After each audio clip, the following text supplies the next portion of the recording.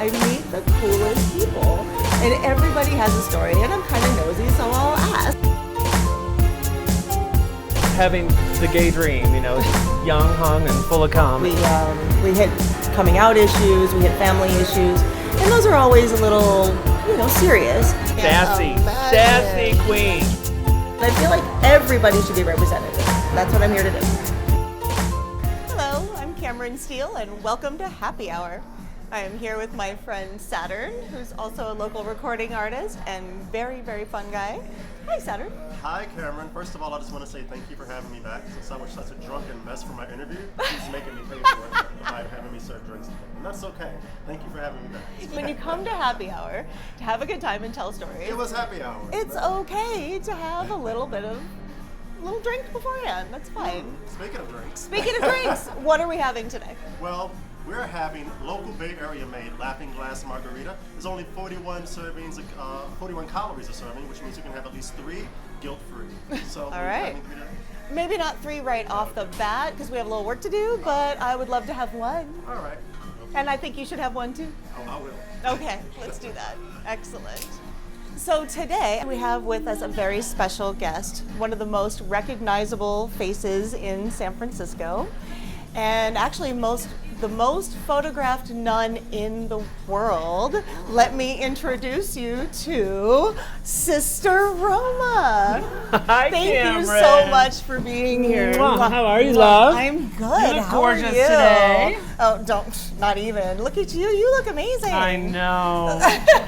But she always looks amazing. Thank you. So let's get you some drinks as well. What can I get you? You know, it's warm in here. I would love some sparkling water. It would be delicious if you had Just that. sparkling water? That would be perfect. All right, let me grab that for you. Thank you. I'm gonna Perfect. scooch you in here with you. Cheers. Cheers. Thank you so much for being here with It's me my today. pleasure. So tell me about the club soda. Has something changed? Well, no, okay, I'm notorious for drinking Kettle One and soda. I just don't really have time to be hungover in my life anymore. I have so much going on. I'm so busy. Right, And you I are. and I it takes me at my age, it takes at least 2 days to recover from a really good hangover. I never encourage people to not party, not drink, not enjoy themselves. I am fully support it. Oh, well, that's good. So I know you have to work like in bars and you go to a lot of events where booze is freely flowing. It doesn't bother you at all to be around that? all the No, time? it used to be where I'd walk in and the bartenders would automatically have a great big kettle soda for me, but the word's sort of gotten out after the 9 months now that I haven't been drinking, so they just take the vodka out and hand me a big icy soda water, and it looks like a drink. So let's get right to Sister Roma. Okay. The Sisters of Perpetual Indulgence see you everywhere. Every event, every thing I go to. Of course, I go to most of the, like Pride Parades and Castro Street Fair, all the street fairs, see you everywhere. But I don't feel like I really know who you are and what you do. Can you explain the order? What are you all about? The Sisters started 35 years ago in 1979, and originally were just sort of like a shock value sort of guerrilla theater group that was a bunch of guys who had these nuns' habits laying around, and they were like, you know what, let's go out on Easter in the Castro dressed as nuns and see what happens. and people were flabbergasted. I mean, the reaction that they got was amazing. So they did it a few more times, and then I think they got really, really high and decided that they really needed to form an actual group, and they came up with the name, the Sisters of Perpetual Indulgence. Which is a fabulous name. It is a great name, and formed a real group of people who still didn't have that big of a focus, but around 1981, 82, when people started to get sick with Kaposi's, and they called it gay cancer, Right. and the community started to see members physically deteriorate and get ill, there was a panic, and the sisters were the first group to raise to stand up and to have a safer sex fundraiser and to create a safer sex pamphlet called Playfair. So the group actually has, to our credit, being the first group ever to produce a safer sex pamphlet.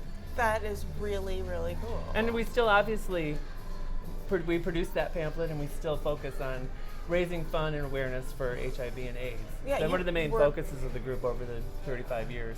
So you guys do a lot of fundraising for the AIDS organizations all the time. Well, there's so many causes, you know. You Yeah. could literally, I mean, I could live in this. and support causes and volunteer and I do as much as I can. But we've expanded our horizons to support women's breast cancer, gay youth, local artists, medical marijuana, gay marriage. We've thrown our resources and our energy into just about every cause that you can imagine that needs to be addressed. How did you personally get involved? Oh, well, I came to San Francisco right after college in 1985. And I was just having the gay dream, just young, hung, and full of cum. And one night after work in 1987, I was at the Midnight Sun right down the street here with a bunch of my friends. It was after work. We were in our power ties, and we were all watching the videos. And this character busts through the door who looked like kind of a showgirl clown nun. And for the first time that night, everybody stopped looking up at the videos and looked at this person. And everybody was focusing their attention on a human being and interactions, and this person seemed to know everybody in the bar. And I was intrigued, like everybody else, and she walked up to me and said, "Hi, Michael." And I was like, "You know me?" And it turned out to be my friend Norman, who was one of my best friends at the time, who had never come out to me as a sister. I'd never even heard of the sisters. So he told me about the group, and we started to hang out, and one day we were off to be cheerleaders for the Eagle softball team at the Gay Softball League. And he said, "Why don't you try the makeup?" And the rest sort of is history. But now there's a real indoctrination process to get into the sisters. Or what is that process like? Right. We have to pledge the order, Okay. and that means that you're an aspirant, which means that you aspire to join. And you start coming to meetings and learning about the group, and then you can become a postulant, which is someone who is actually in the first process of joining the order. And that takes anywhere from 3 to 6 months where you're doing your history and your research. And after that period, the sisters can vote you into becoming a novice sister, which means that you wear a white veil. You're not allowed to go out alone in your sister costume. You have to have a fully professed sister with you. You're not allowed to speak to the media. You have to do a novice project, which is generally a fundraiser of some sort. And that can take anywhere from 6 months to a year. And then, if you're good enough, you can be voted on by the order to become a fully professed sister. We welcome men, women, everyone of every color, every sexual orientation, preference, whatever everybody's welcome. So it's not just gay men. No. How many sisters are there? In San Francisco, we probably have over 65, 70. Around the world, there have to be over 1,000 now. When I joined, there was just 6 in the whole world, but there's thousands of sisters now. Yeah. How did you pick your name specifically? I was in a hurry. I was rushed through it, and there was Sister Dana of Iniquity, Sister Vicious Power Hungry Bitch, Sister Marquesa de Sade were the nuns at the time, and I had to come up with a name. It was like, you have to come up with a name, and I didn't know.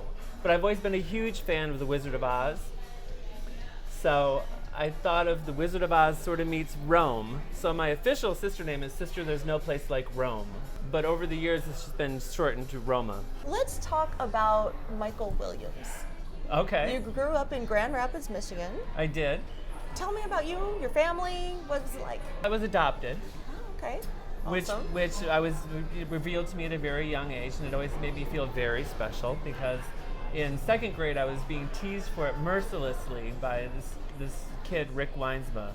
And Mrs. Ballas, my 2nd grade teacher, dragged both of us out into the hallway. She said, "Now Rick," she said, "listen, Mike is special because his mother chose him, and your mother had to take what she got." Oh my I was like, God. yes! New favorite teacher That's ever. amazing. This teacher sounds like a drag queen if ever there was she one. was fantastic. Love And it. of course, she and my mom became very good friends.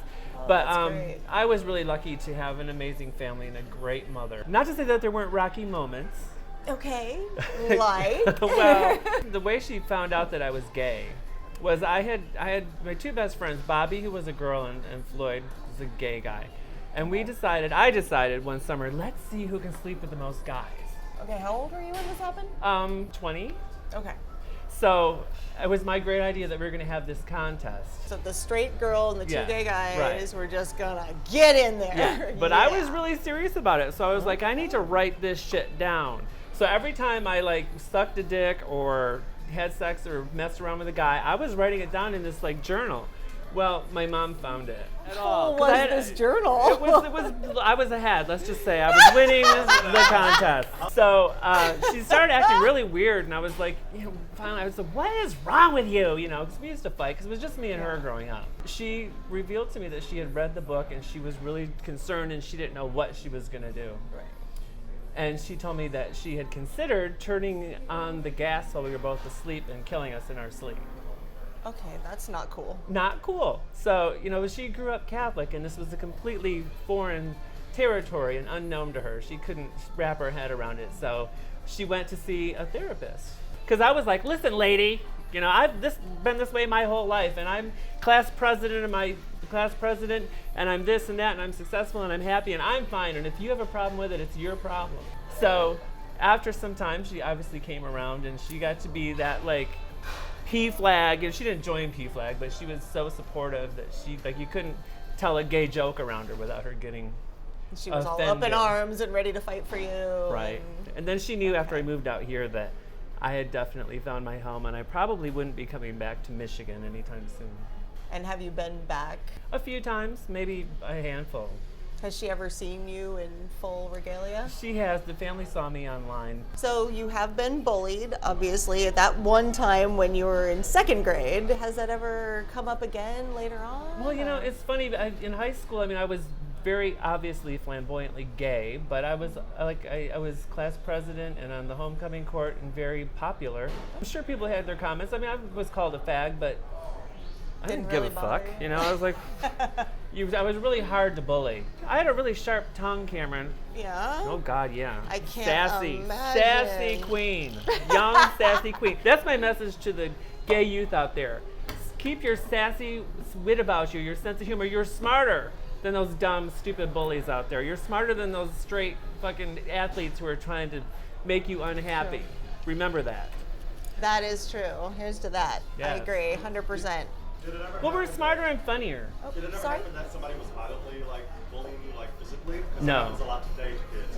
What would be your message to them? Yeah, no, that has never happened to me. I'm very lucky to say. And I realize that it's gotten more violent. Society in general has gotten more violent, and it's very dangerous for a lot of people out there. Yeah. And my advice to you is go to someone. Go to your parents. Go to someone at school. Find someone in your community.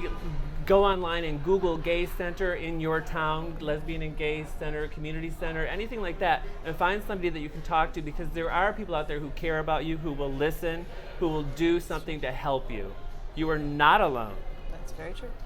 It's true. We have things like the Trevor Project online. Perfect There's always example. someone available. So your activism keeps you pretty busy, your fundraising and everything, but Yeah. you also have a day job that's rather interesting.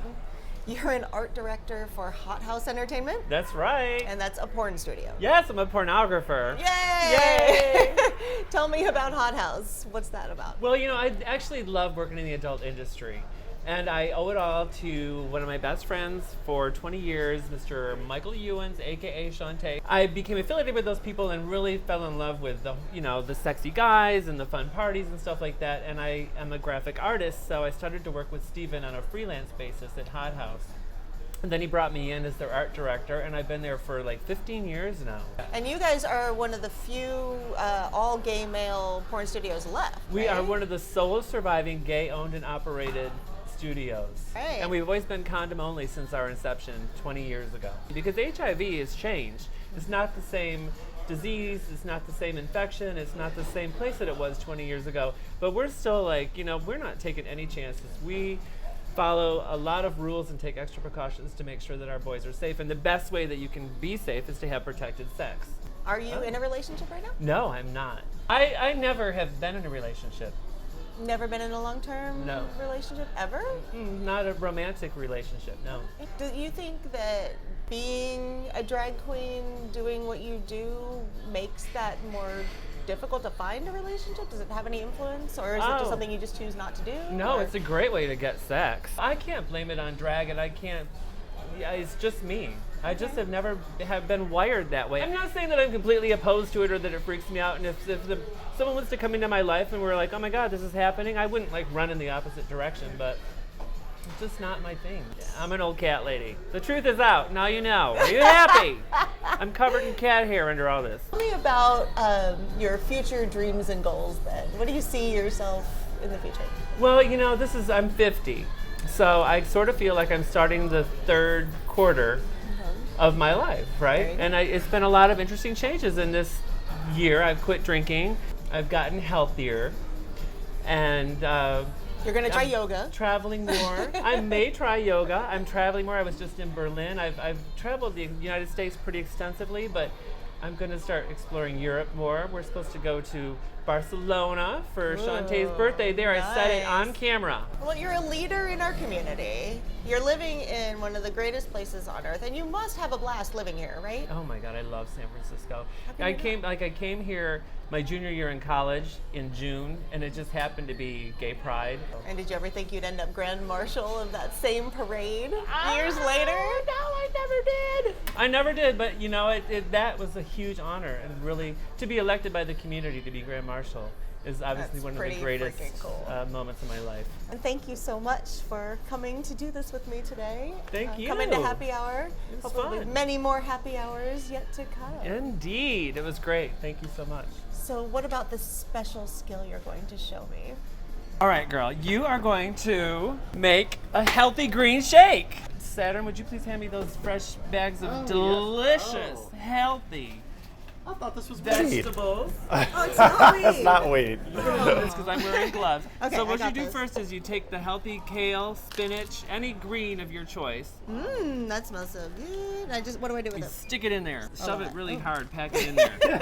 And this is coming from the porn Pack director. it in there like Pack this. it in. As Oh my healthy and gosh. delicious as this is, it would taste like crap without some fresh fruit. Ooh, yummy. So you can put whatever you you have- like in there. I always put a little piece of banana in there Oh yeah, I like because bananas. banana Those are just good. makes it all super delicious. Okay, that looks disgusting, but kind It of does hot. well. Just don't worry.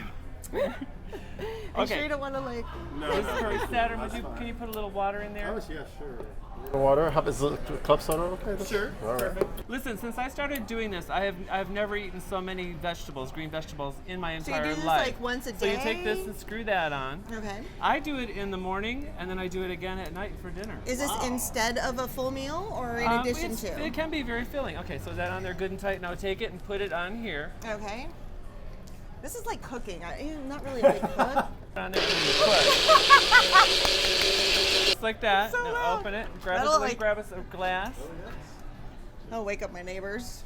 Honey, that's not cooking. There's no bacon in it. Here's to healthy happy hour. Healthy with happy Cameron. hour. I love it. All right, here we go. It's actually pretty good. Isn't it good? Yeah. Roma, thank you so much for joining me at Happy Hour today. Thank you for Really having me, appreciate it. Cameron. Cheers. Cheers. You can find out more information about the Sisters of Perpetual Indulgence at thesisters.org.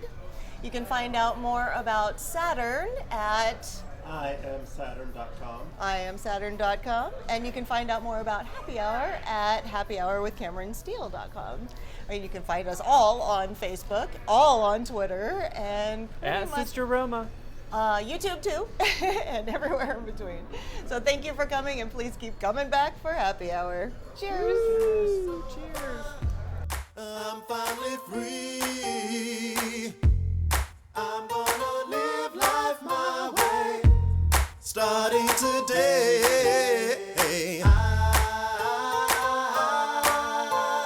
finally got 3 words to sing. I'm coming out. Say.